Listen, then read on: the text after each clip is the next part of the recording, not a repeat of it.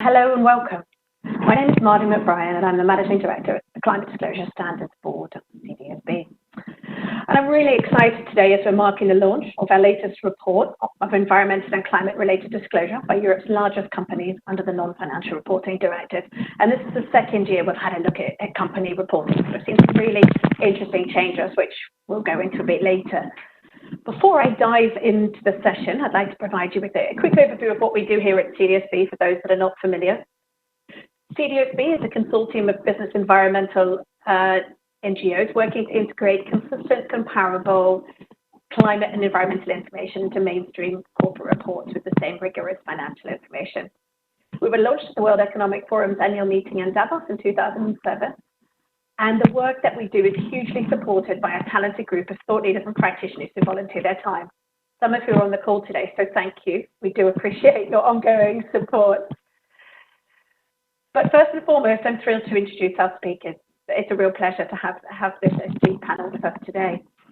So opening with the keynote is Morgan Desprès, Deputy Head of the Financial Stability Department at Banque, France, and also serves as Head of the Network for Greening the Financial System Secretariat. Welcome. Closing for us today, we have Alain, the Head of the Unit of at the European Commission, DG FISMA. Alain has the responsibility for leading the team on corporate reporting and transparency, including both financial and non-financial reporting. We have two members of the CDSB team joining us today, giving us their expert views on the report and on the reporting landscape more broadly. We have Fiona Quinlan, who's CDSB's technical manager. And Fiona is the lead author of this report, and she comes to CDSB a bit over 6 months ago from a background preparing sustainability and non-financial reports both within a company and as a consultant. And finally, we have Michael Zimonyi, the Policy and External Affairs Director at CDSB, and Mike will share the policy recommendations based on the findings of the report. Mike leads CDSB's policy and external affairs work globally at CDSB, and he's also a member of the EFRAG European Lab Project Task Force on Climate-Related Reporting and the UK's Financial Reporting Council Stakeholder Advisory Panel. We've got a great panel, very, very qualified to be talking about climate environmental reporting in Europe today. But without further ado, as Julia mentioned, just before I forget the last part of housekeeping, we will be doing Q&A at the end, so please do pop them in the chat and we'll try and address them as we go along and at the end.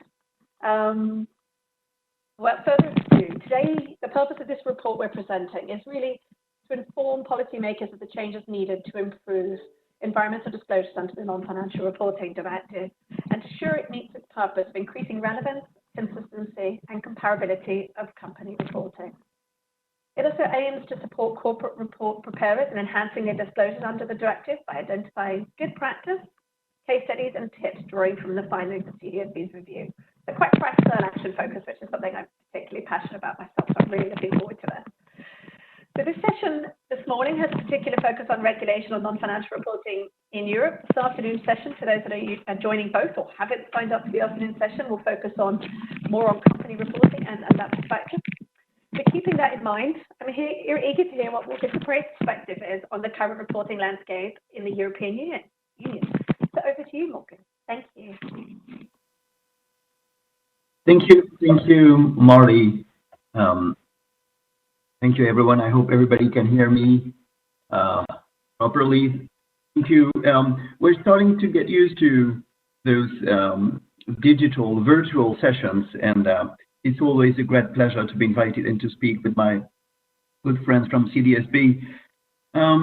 Without further ado, I would like to touch 2 points in this keynote. The first point, which is, in my view, particularly important, is the relationship between the COVID-19 crisis and the climate crisis. Because you currently hear some voices calling for the slowing down of the process to achieve climate action because of the COVID-19 crisis. Well, typically what we're calling for within the NGFS is just the opposite, to leverage the opportunity of the COVID-19 crisis to go quicker and further on the climate front. And the second point I would like to touch upon as well is on the need for a consistent, comparable, as Mardi said, but also comprehensive disclosure framework to make sure that market participants are able to price climate risk appropriately. So on the first point, it's still quite early now to know exactly where the COVID-19 comes from. But clearly, if you take a look at the COVID-19 crisis and the climate crisis, you can already see a number of similarities. The origins of the two crises may be different in a way, but not that much, because at the end of the day, there are a number of studies which show today that there is a clear link between the loss of biodiversity, between deforestation, and between epidemics, who tend to happen at a much broader scale because of this destruction of biodiversity and deforestation.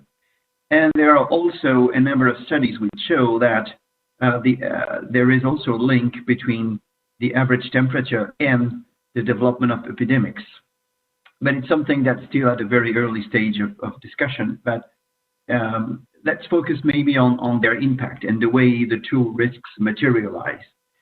Clearly, the COVID-19 crisis, as well as the climate crisis, was something that was foreseeable in a way, but not predictable in a sense that we don't have the right models right now to give a very accurate price or to develop the right metrics to be able to measure and mitigate risks beforehand.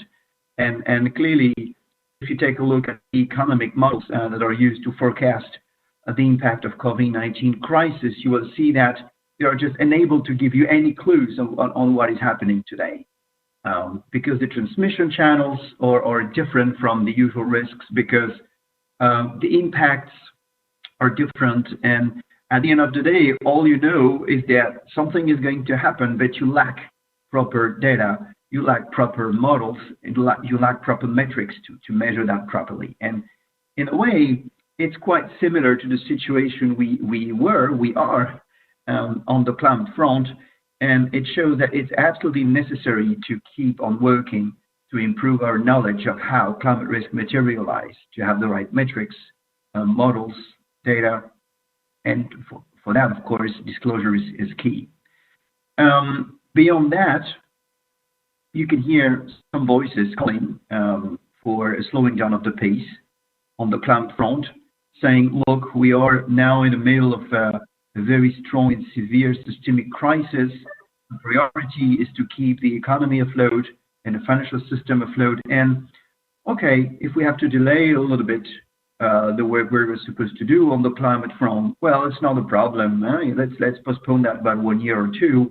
Let's not overburden the industry representatives, because it's the time where they need to have some leeway and to continue working. Well, it's true, but on the other hand, there is also a unique opportunity. We can see governments spending billions to stimulate their economy and designing some stimulus packages. And clearly, this is time to take on board climate risk as well. And not only because it's a good thing to do, but because from a financial stability perspective, this is what you need to do. Because if you don't do that, what you'll be doing is using public money to bail out brown industry, and ultimately in a few years from now, you're going to have another crisis, and you will need to do another bailout and use again some public money. So clearly, the bad thing to do would be to use public money to generate and to inflate climate risk that will materialize in the future. And so it's not only a matter of what should be done or not; it's a matter of risks. We clearly need to put the two things together.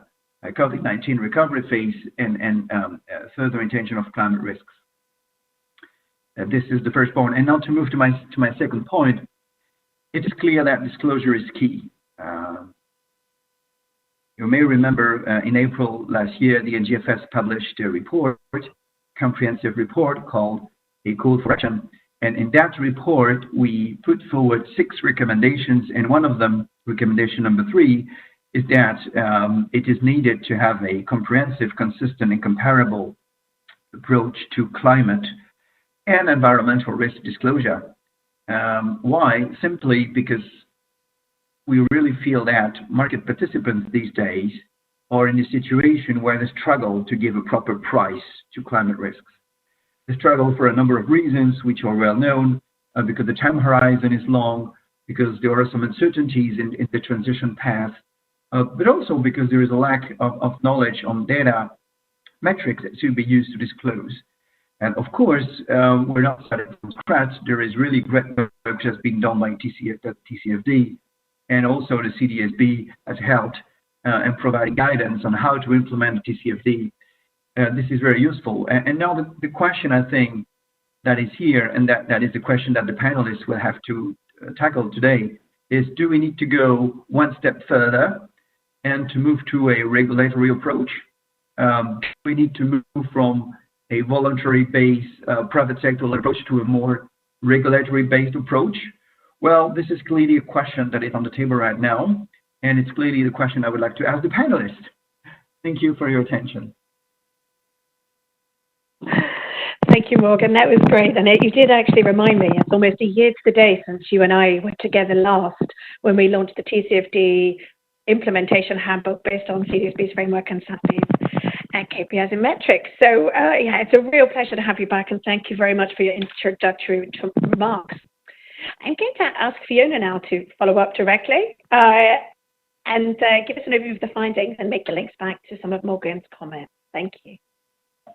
Sure. Thank you, Mardi, and thank you, Morgan, for that excellent kickoff. I think, as you said, that question leads us on really nicely to what we hope to cover today. I don't pretend to have all the answers, but certainly hopefully some interesting insights to add some colour to that. So what I wanted to present really was an overview of the key findings from our review released today in our Fallen Short report, as Mardi mentioned. So I'm really pleased to be able to share these with you today. So what I'm going to present is a short overview of some of the key insights from a policy perspective, but I would encourage you also to take a look at the full report if you want to see further detail on any of these. So the review forms part of a 4-year project CDSB is currently undertaking with the support of the EU LIFE programme. So the project aims to bring natural capital, including climate change information, into the heart of financial decision making. And over the course of the project, we're undertaking 3 annual reviews of environment and climate disclosure under the NFRD with 2 key aims, as Mardi already touched upon. So the first is to provide evidence to support policymakers in making evidence-based improvements to non-financial reporting in Europe. And the second also is to identify corporate practices that can support companies in improving their disclosure under the directive. And that's what we'll be focusing on in our second session later on today. So the review considered company reports released in 2019 covering 2018 financial year performance. So we reviewed the 50 largest listed companies in Europe, representing 8 jurisdictions shown on the screen below, and a range of sectors from both the financial and the real economy. And these companies have a combined market capitalization of $4.3 trillion, so do represent a sizable share of the European economy. Our approach consisted of a qualitative and quantitative question set, which we used to read through each company's report in detail to assess current practices. It considered both the specific aspects of environment and climate disclosure under the core content categories of the directive. So that's business model, policies and due diligence, outcomes, principal risk, and KPIs. But it also considered TCFD recommendations explicitly as well. So mainstream reports such as annual reports and accounts or registration documents were reviewed in the first instance, with other reports reviewed if clearly signposted from the mainstream reports or if they were the primary location for non-financial disclosure. So now on to a summary of the findings. On the screen, you'll see a summary for each content category of the directive, as well as some of the more specific aspects that we built into our question set around issues such as materiality and locations of disclosure. So the overall picture that we see is one of improved performance compared to the first review that we undertook in 2018. So we now see the vast majority of companies in the sample providing some disclosure against all of the required content elements. So whilst this is positive to see, the fact does remain, however, that environment and climate disclosures of the EU's 50 largest companies do fall short of providing investors with the quality, comparability, and coherence information that they need to be able to fully integrate this into their decision making. So I'll now take you through some of the specific findings that we feel are most important to highlight. So considering the closely linked aspects of policies, due diligence, and outcomes, overall we saw very high levels of disclosure. with over 90% of companies disclosing environment and climate information on each of these aspects. However, where we still saw some challenges was in the level of subject matter specificity surrounding these disclosures and the differing ways in which perhaps these requirements are currently being interpreted. So, for example, some companies provided only very high-level policies, such as stating their commitment to minimising environmental impact. Similarly, 64% did disclose board and management level due diligence as part of their disclosure. However, some perhaps focused more on operational, localised controls and procedures, which might be considered less relevant to an investor audience. So this suggests perhaps there may be some confusion currently over these definitions of these terms and how they should be implemented correctly. So furthermore, the degree of connection between reporting on policies, due diligence and outcomes varied quite substantially across companies, and in some cases wasn't really evident at all. Whereas we saw the best disclosures did a really good job of linking strongly between these different aspects and using them as a clear focus and structure to their reporting. Outcomes in particular was often an area where disclosures were quite narrative in nature, and often an area where they tended to be quite lengthy. So the strongest disclosures tended to focus outcomes on progress against clear commitments such as time-bound targets. And when this was done well, it led to good coherence and conciseness in reporting.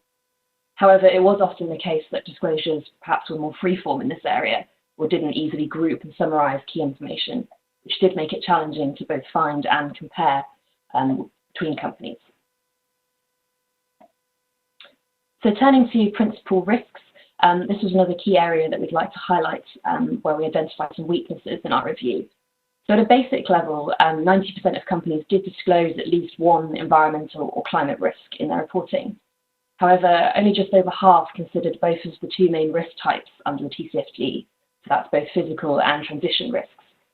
And additionally, companies often failed to draw a clear distinction between the risks that were derived from the company's impact on the environment or climate and the risks that the business itself would face from these issues, and the business risk angle actually being the one that they less commonly addressed. So, for example, 18% didn't disclose any business-related impacts associated with the risks, and under half of the overall sample disclosed the impacts on their actual business model. And although 78% did make some reference to financial impact, often this was really only in quite a qualitative form and not perhaps giving true clarity over this area. So considering time horizons, only 4% identified how risks would impact the business over the short, medium and long term, which is a key ask under the TCFD.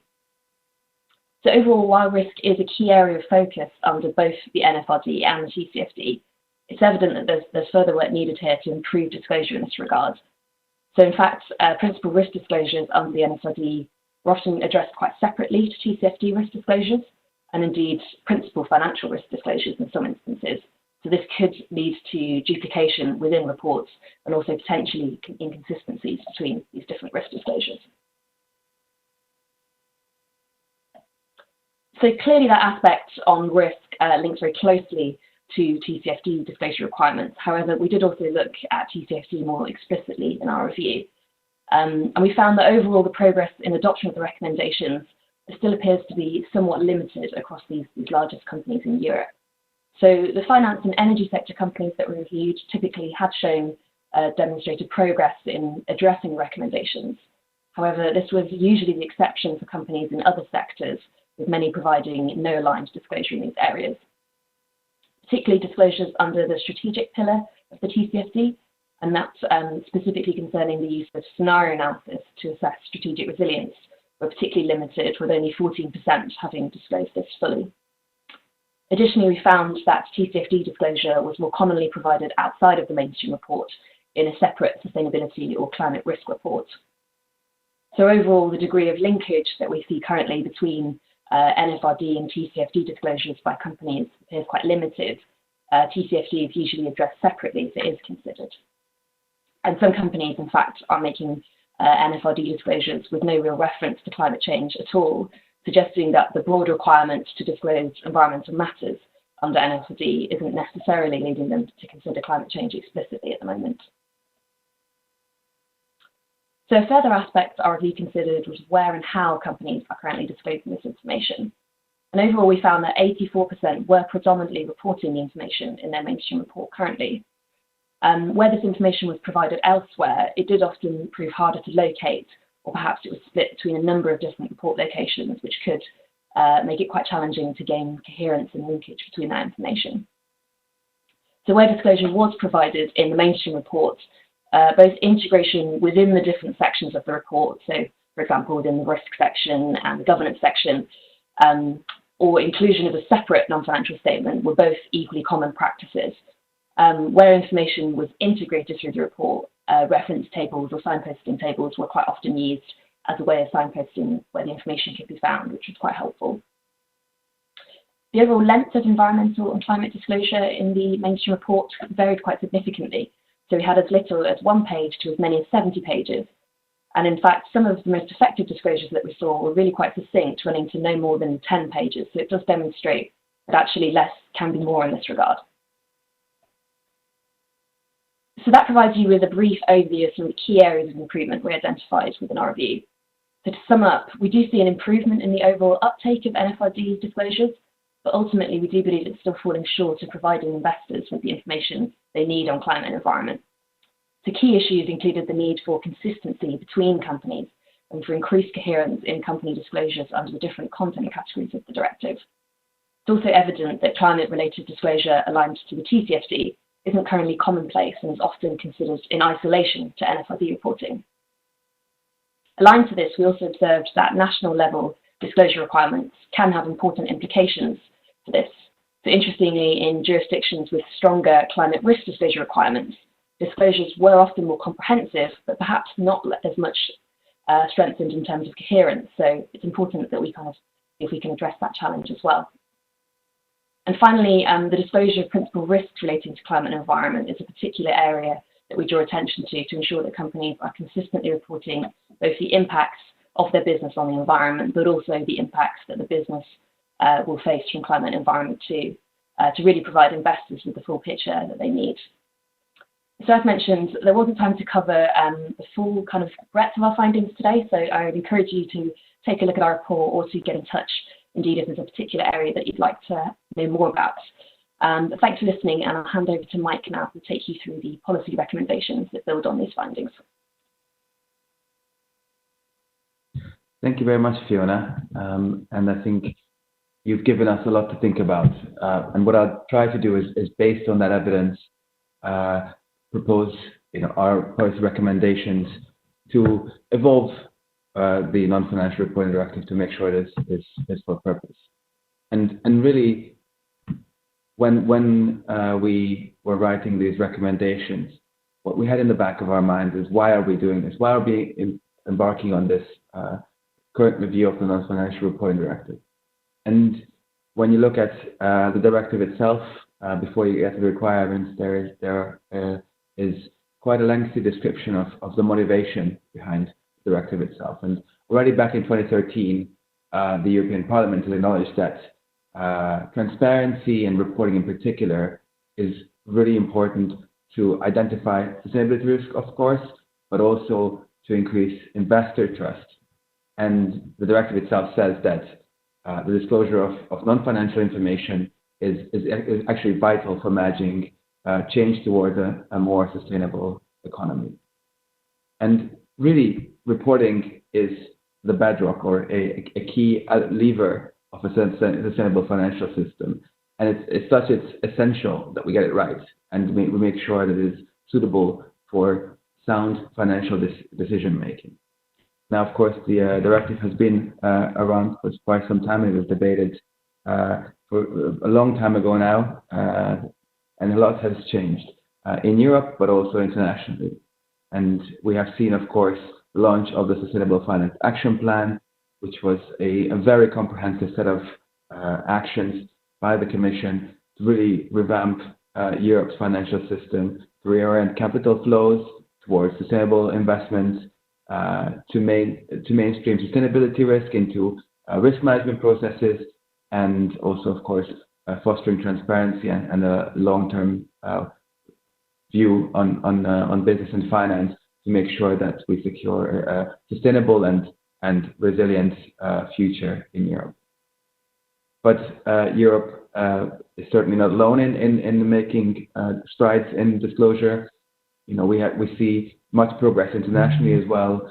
Just last week, Canada has announced that it is tying its loans to businesses as part of the recovery from the current situation to a requirement to disclose in line with the Task Force on Climate-Related Financial Disclosures recommendations.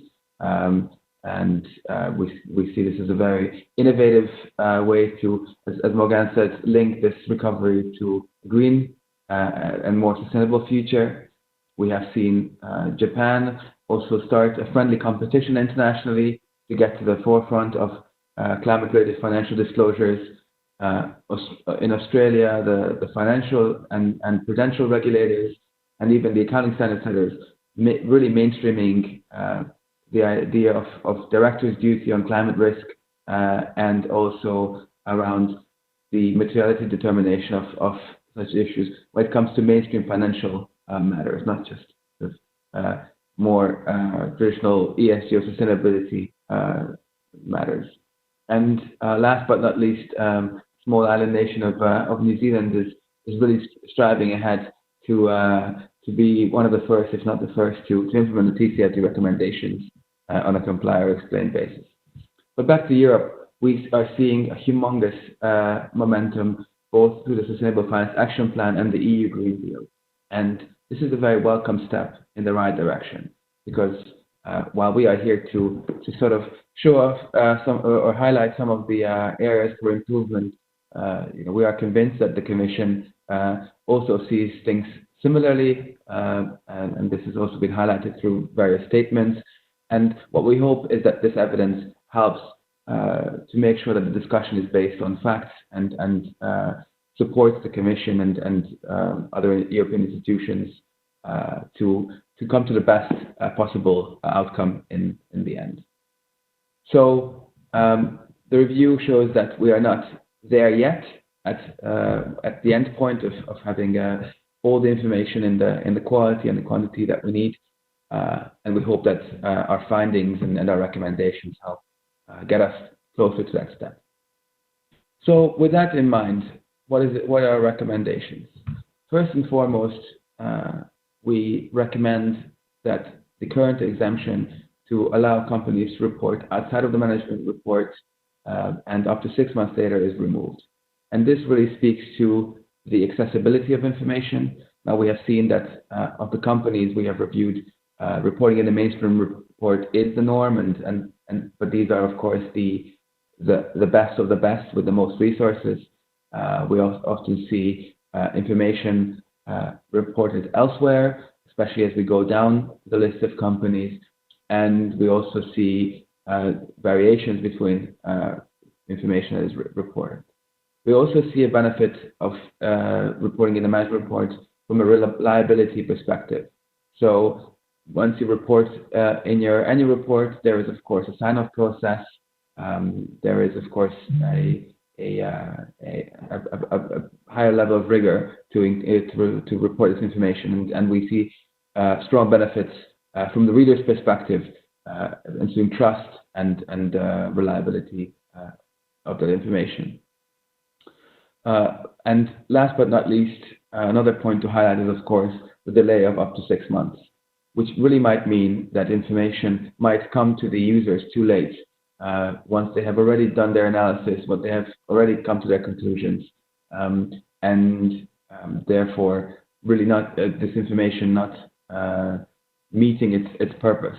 So why it comes back to why we are reporting this information. It's important that if we put in the effort of reporting this information, it is the most usable it can be.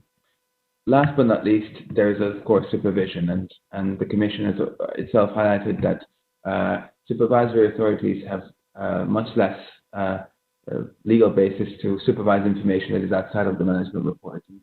And we believe that there is a strong benefit of a feedback loop, a healthy feedback loop between the regulators and the companies to make sure they have a clear idea of what is expected of them. Following on from that, we also wanted to propose some elements related to risk, climate risk, but also wider environmental risks. And the first one of these is to embed the TCFD recommendations further into the directive itself. Now, of course, the Commission has launched additional guidance on climate risk disclosure, referencing the TCFD recommendations and really showing how the directive and the TCFD recommendations can function together. And that was a very welcome step, and we believe that this is now an opportunity to have a deeper integration, to have a unified approach, and to ensure consistency, connectivity of information, and really also ensuring global consistency of climate-related matters. It's of course also important from an international perspective. Companies are under various pressures to report against various standards. Integration of the TCFD can help establish consistency and also streamline reporting for these businesses. And last but not least, of course, there is the all-important connection to financial performance. And this is around climate-related financial disclosures, really making the link between climate-related matters and what that means from performance perspective of the business. It's important that the ESG information is in the mainstream report covers all four elements of the TCFD: governance, strategy, risk management, and metrics and targets. And as stated by the TCFD recommendations, risk management and governance of ESG matters should be disclosed regardless of materiality. These are universally material issues. And importantly, we see a benefit of the TCFD recommendations to apply to other matters as well, not just climate-related matters. This is an area to advance wider environmental reporting. Climate-related matters are, of course, incredibly important, but we have a greater challenge of other matters to take care of, and this can be a really good vehicle to strengthen disclosure across the board. We also saw, by reviewing the companies, that while, of course, the directive refers to environmental matters, it's perhaps not as clear as it should be that environmental matters include climate-related matters as well. So we recommend that the directive states that environmental matters include climate-related matters as well, to make sure that companies are clear about what is expected of them, and they have a clear, explicit statement on that says that climate-related matters, of course, are included. Last but not least, we also see a need to review the principal risk requirements within the directive, and this really goes back to the fact that we have seen a lot of disclosures of impact of the business on the environment and other matters, but less so about risk on the business. So companies are falling slightly short in this respect, and this is where also Fiona referred to greater alignment of member states risk disclosures.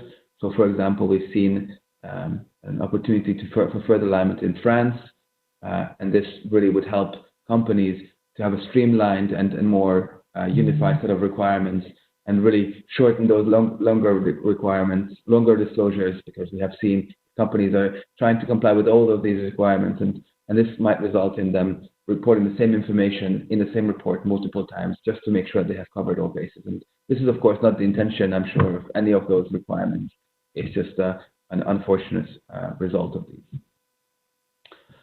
And my final slides on our recommendations. As Fiona said, some of the disclosures around policies and due diligence were a little free-form, and we believe that this might be because it's not quite clear what these two words, policies and due diligence, actually mean. We haven't really found much of a definition anywhere, so perhaps defining these terms would be helpful, again, to clarify to reporting entities what is meant by these, and really align the assumptions behind these words and then the meanings behind these words. And again, that would ensure a common understanding and application of these requirements. And our final recommendation is to ensure that supervision of non-financial information is at the same level as financial information. I think we are all in agreement that non-financial information has very financial impact, and so they are of equal importance to financial information. These matters cover a lot of risks that otherwise would be silent, and we believe that this revision of the directive and wider policy evolutions can be a great opportunity to strengthen this.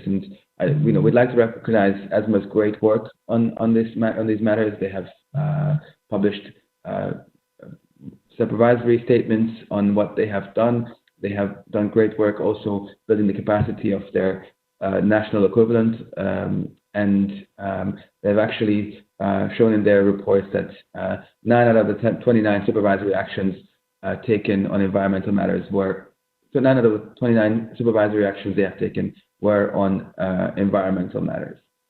Last but not least, it is also important to recognize that their activity is limited by legal requirements, so they can only supervise what is required by law or the directive. So strengthening the requirements will also help them do their job better. And I mentioned, of course, the location of information. If it is reported in the management report, it allows them to supervise this more efficiently. So with that, these are really our high-level recommendations, and there is a lot more in our actual report. I'd also encourage you to look at the report. We have these are our high-level recommendations, but there are actual recommendations related to every topic of the directive. So we hope those are really helpful. And I can see that there are questions coming in. It's great to see, and please keep them coming, and I look forward to answering them in the discussion later. So with that, I'll hand back to Mardi. Thank you. Thank you, Mike. I was very encouraged by both you and Fiona's presentations. What struck me most by Fiona's presentation was that it's always harder, they say, to tell a short story than a long story. And I'm really encouraged that some of the best reporting is 10 and 14 pages long rather than 170 plus pages, because it takes a long while to get through that, and you can get lost sometimes in the actual story of how that business is creating and sustaining value when the non-financial information on climate and environment does go on what is truly most important material and impactful. And Mike, as always, evidence-based policy. Evidence for policy making. When I was a civil servant all those years ago, I used to love it when they came in with a report and some statistics, and I did talk to some of the UK ministers about sort of these statistics as a bit of a preview based on UK companies last week in terms of informing the non-financial reports I've directed here and actions in the UK, and they were very encouraged by them. So with that and those comments, I look forward to hearing what Alain Deckers from DG FISMA has to say on the recommendations and the report and other matters that our audience might be interested in today. Thank you. So thank you very much for those very helpful presentations of the report, which I have tried to peruse, but of course it hasn't been available for a long time. So those presentations have been very useful. And as Mardi has just said, this is very helpful. This is exactly the type of input that we need and welcome into our review of the non-financial reporting directive. I will comment both on the findings and on the recommendations in a minute. Very quickly before doing that, I will just run through the state of play and next steps of what we're doing on the review. So the first thing I want to draw everybody's attention to is the public consultation, which is still open, and I take this opportunity to invite all participants in this event to try to respond to the public consultation on the review of the directive. It is open until the 11th of June, and of course we hope we're going to get a strong reply and a strong input through that public consultation, even though we are also carrying out a number of other work streams, including some studies to also have some more quantitative assessment, for example, of number of companies covered and costs incurred linked to various aspects of the existing implementation of the directive, but also potential changes that are being discussed. So as I said, the consultation is open until the 11th of June. That's a 4-week extension compared to the original timetable. And the original timetable for the publication of the Commission's proposal was in Q4 of this year. Formally, that is still the case, but linked to the COVID-19 crisis, the Commission is carrying out a review of its work program. I'm not aware that that's been finalized yet, and it may be that in that context there could be a slight delay to the publication of the Commission proposal. If there is a delay, I do not expect it to be significant. It would just be a matter of perhaps a couple of months or thereabouts. Partly that reflects also the fact that we've given 4 extra weeks to the public to respond to the public consultation, and that has a knock-on impact on our work. But we will see what the College of Commissioners decides on that. I'm not aware yet that any formal decision has been announced. So the work is therefore progressing at pace. We are examining quite a range of issues, many of them mentioned or touched upon in your report. So I'm very pleased to see that there is some convergence in thinking on that. And perhaps this is the point at which I'll move into commenting both on the findings and the recommendations of the report. I think it's interesting that the report notes that there seems to be some signs of improvement is the wording that is used in the executive summary. And this is indeed something that we would have expected since many companies are still on a learning curve. Perhaps if we focused on Europe's 50 largest listed companies, they should no longer be arguably on a learning curve. But I think the fact is that many companies still are, and so you do expect that there will be a progressive improvement in their reporting, whether it's on climate-related issues or on other issues. Having said that, many of the findings that are in your report are basically similar or confirming some of our own analysis that we've carried out. For example, in the context of the fitness check of the legislation on corporate reporting, which we have not published yet, but we will publish before the proposal. And that also identified quite a lot of still shortcomings in reporting. Part of that is due to the way the legislation is drafted. Part of that is due to also, as I said, the fact that issuers, but also enforcers to a certain extent also, are still on a learning curve. There are clearly issues related to comparability of information, reliability, relevance, that also takes us into the field of audit and assurance, enforcement. And I think one of the common threads that runs through all of these issues is the question of whether we need to move to the use of standards in Europe. The directive currently is a rather high-level, principles-based piece of legislation, and in fact it's been pretty much copied and pasted into national legislation in a number of countries, which of course does not help issuers either to understand exactly what is expected of them. And it certainly doesn't help the comparability of information. So the potential use of standards in Europe is clearly one of the important questions that we need to address and that we are analyzing in the context of this review. And I think that will then also lead us into an analysis of many of these matters.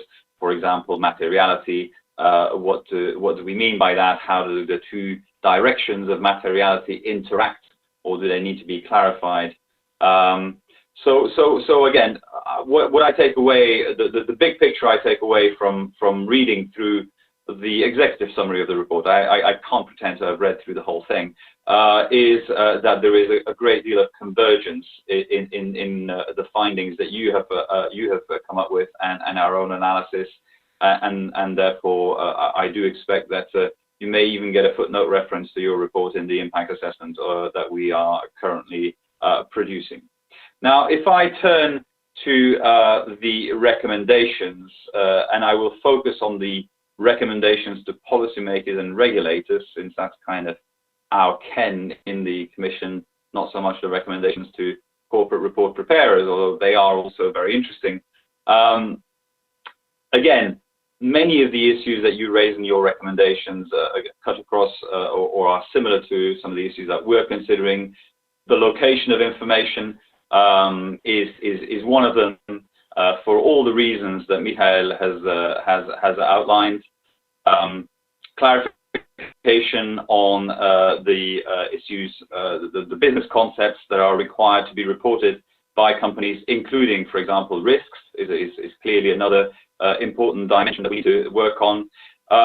If I look at the third one, the incorporation of climate, you will see in our public consultation document, I think it's question 7, we specifically ask whether we should clarify what we mean by environment, and perhaps by reference to the environmental objectives in the taxonomy.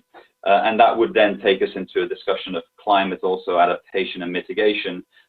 So that's, again, something that we are considering. Clarification of key terms, certainly. And then if I look at the last one, supervision and enforcement is clearly an important one. If I return now to the 5th recommendation on the embedding the TCFD recommendations, this is something that raises a broader issue, which is, should we move towards the use of standards in Europe?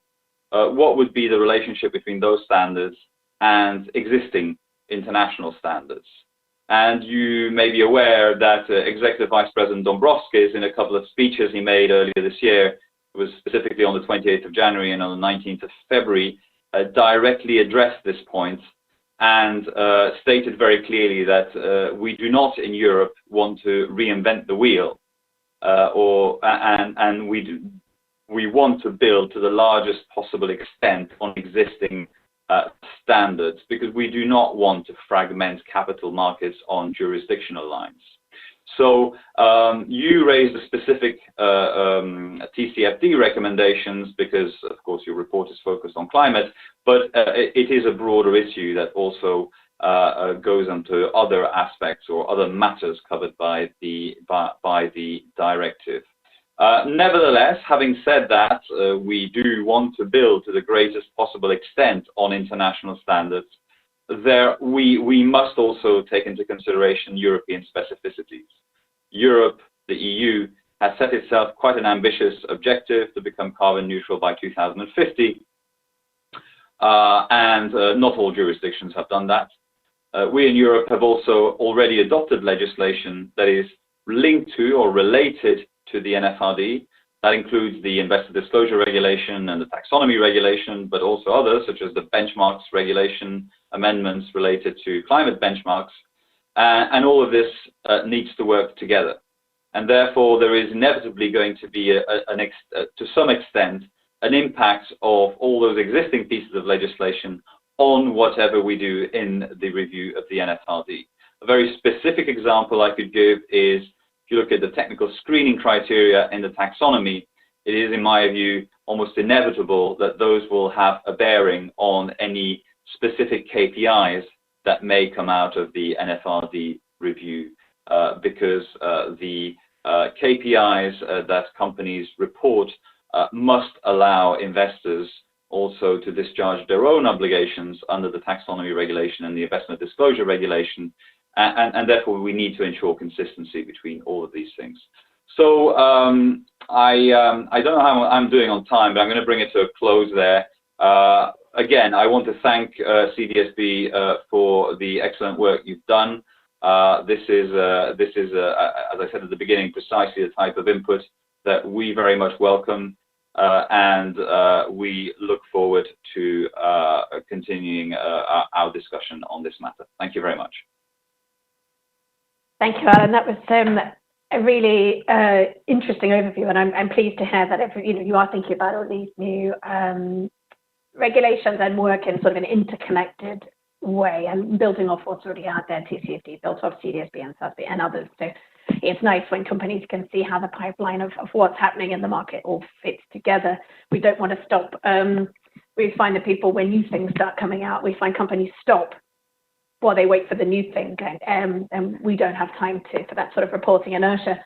And just remind everyone again of the deadline of the non-financial reporting directive consultation. I believe it was the 11th of June, if I got that right. CDSB is preparing a response, and there's some inspiration on our website for anyone who's stuck with some of the questions. So I do urge you to have a look and connect directly with Mike and Fiona if you'd like to look back to any of the information that was discussed earlier. Now we have a chat full of questions, so thank you for sending those over. I'm going to jump right in. Mike, you mentioned that the terms such as policy and due diligence are not satisfactorily defined. What would you say about the materiality definition? Is it clear enough, or should it be redefined to be better understood? An excellent question, and certainly a strong or often debated point currently. I think we actually looked at what companies have used in terms of materiality determination, and of course there's a bit of a subjectivity in how we judge them, but I'm quite confident that the results are quite reliable to give an indication. What we have seen is there is some application of the double materiality perspective of the directive, but it's currently relatively low. And Fiona, please jump in if I'm saying something incorrect. But we've seen that it has something to be desired for. Now I know that there is significant discussion on further clarifying this. Our perspective within this, and of course it's a new concept, so it's understandable that it perhaps isn't up to 100% yet.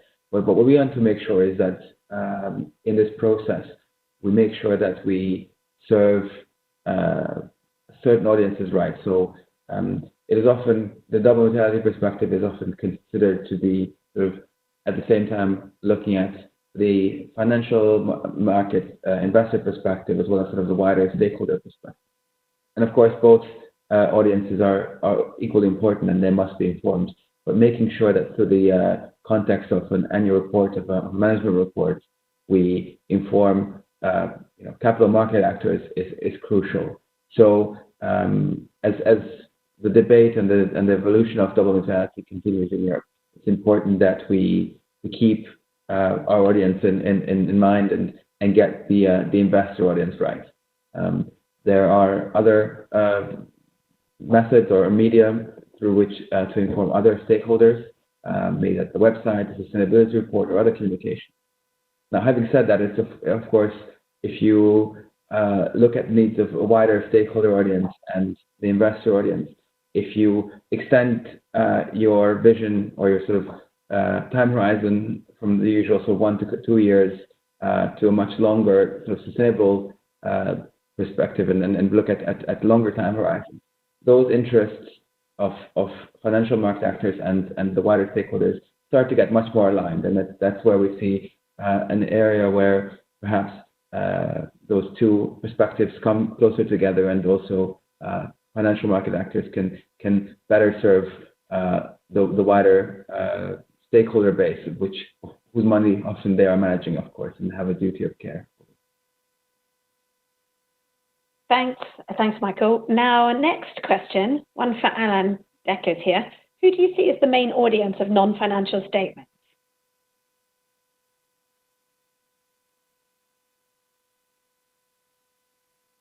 Alain, you're muted. Oh.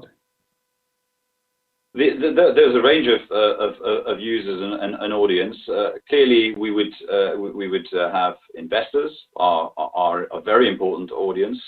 And that is one of the reasons also that takes us to the view that we need to ensure quite close connectivity between financial and non-financial information, because it is only by having a combined view through the two perspectives that investors, so we are told by investors, can make an overall assessment of the risks and opportunities and position of companies.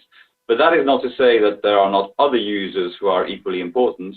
And in particular, if you think about the inside-out direction of materiality, that is to say the impact that the company has on the outside world, on environment and society, that is clearly an issue that is of interest and concern to, for example, civil society organizations and other, perhaps also trade unions and so on. So that audience is also important, and that means that the information that is published in non-financial statements must also allow those users of the information to hold those companies to account for their impacts on environment and society. Thank you. That was very clear. Now, one for Fiona and Mike. Could you elaborate by what you mean by the term supervision in your last recommendation? Do you mean audit? And have you looked at how non-financial information was audited by external auditors? Do you want to take the first part of that, Mike? Sure, happy to, and please add. By supervision, we mean ESMA or the national competent authorities that ensure compliance with requirements. And really, the point here is that it ties back to the point of clarity to the report preparers. We're not talking about necessarily a punishing mechanism. We are talking about a mechanism to adjust the market's understanding of the requirements and make it very clear to them what is expected of them, so that they know what to do. And of course, there is an element of creating a level playing field that's also important. And we do see regional variations between the quality of reporting, and we do see a benefit in that respect as well. We have to be fair if the requirement is set for all companies that are captured by the directive's requirements, and the requirement must be applied fairly.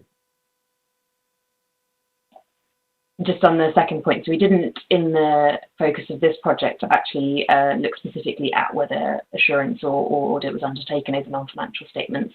As Mike said, it's not currently a requirement. But yeah, I guess obviously we do see that 84% are providing disclosure within the mainstream report, which will be reviewed therefore by auditors. So I think it's fair to say there's some oversight there. But on the audit side, obviously distinct from supervision. Yeah, I think there's perhaps something that could be considered in more detail as well. Thank you, CDSB team. And we've just got time for one last question. This one's for you, Morgan. You mentioned the need to press on with work around managing climate-related risks in light of the COVID-19 crisis. Will the soon-to-be-released NGFS guidance on scenario analysis already incorporate COVID-19 related considerations?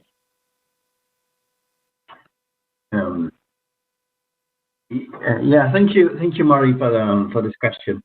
Yeah, you're right. There are a number of publications which are in the pipeline right now at the NGFS. First, next week we will release two documents which will be about two things. The first document will be a guide to supervisory authorities that would give them practical insight to make sure they are able to, if they want to, check whether climate risk is appropriately taken care of by their financial institutions.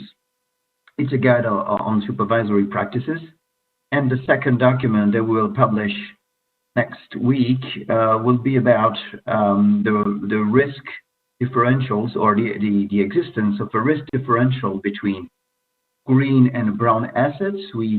In that document, we put together various data, facts, evidence that we collected throughout a number of contacts we had with some financial institutions, and try to see if there are any clear evidence on that front.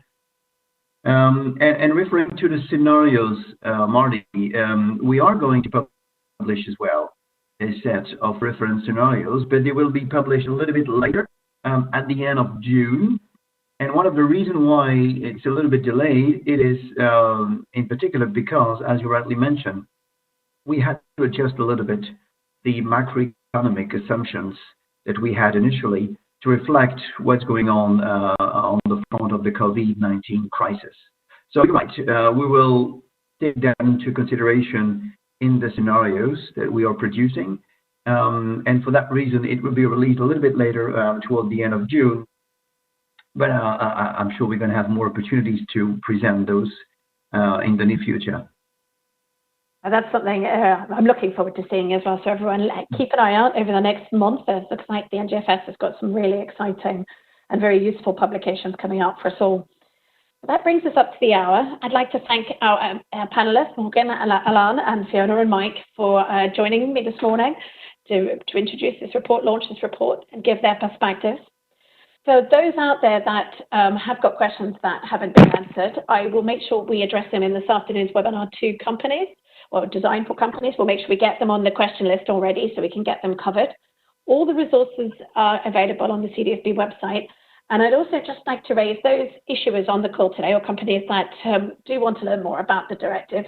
This week, CDSB will be launching a new training module. I don't know if it's it looks like it's tomorrow. We're launching a training module on the TCFD Knowledge Hub on how to report climate and environmental matters in line with the non-financial reporting directive at the moment. It's about a 45-minute course. It's CPD accredited, and you can use it. You can log on. It's free, and it can take you through the process. So there's some other ones on there as well, and there's a risk and a corporate governance one coming up in the summer. So thank you again for joining us. Thank you for your time. Please do go onto the website. Please join us again this afternoon, and I look forward to you joining us again on an upcoming webinar. Thank you very much, everyone. The CDSB thanks the EU Life program for making this launch event possible.